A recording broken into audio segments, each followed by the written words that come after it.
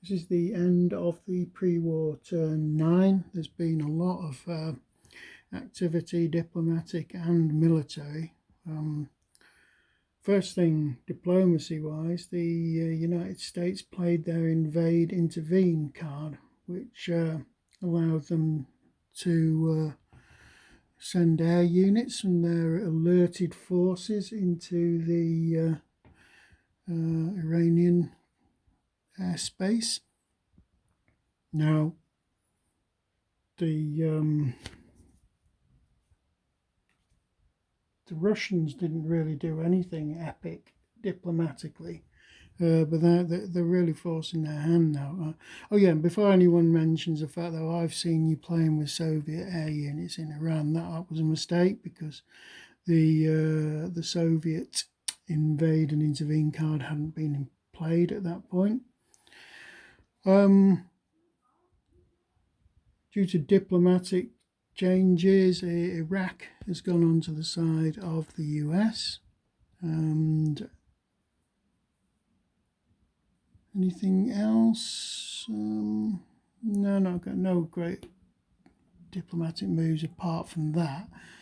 We've got the war in Iran. You've still got fighting going on around Tehran, Isfahan.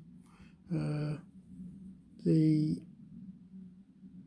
rebels defeated the revolutionary government down here in the Gulf itself.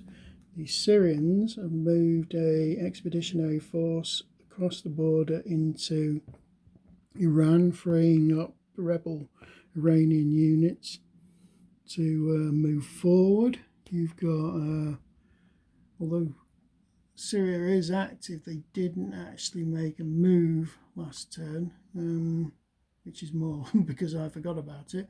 But the Iraqis have moved several of their units to the Syrian border to contain any Syrian activity, and the Jordanians have moved across the border into Iraq to help secure the border between Iraq and Syria.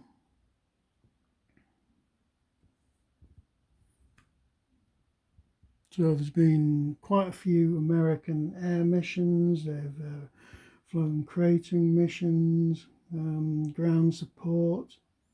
They managed to gain air superiority over both air sectors. They've not been particularly successful. One of the cratering missions actually got shot down, which is a very good American unit, which is potentially out of the game. May not be, because you can come back when two or more units are sort of lost. You can basically halve the number of units, and then you pick one randomly out of the shot down units, and that one comes back, goes into the flown box. So just because you shot down doesn't necessarily mean you've lost that unit. They flew quite a few ground support missions, but two out of three of them were driven off by flak, so they didn't get a lot of luck with that. So the situation now is the Russians have got to do something. They can't leave it like this, because it means that the revolutionary government is going to lose this civil war. They're just going to get pounded. Okay, so that's the end of the turn.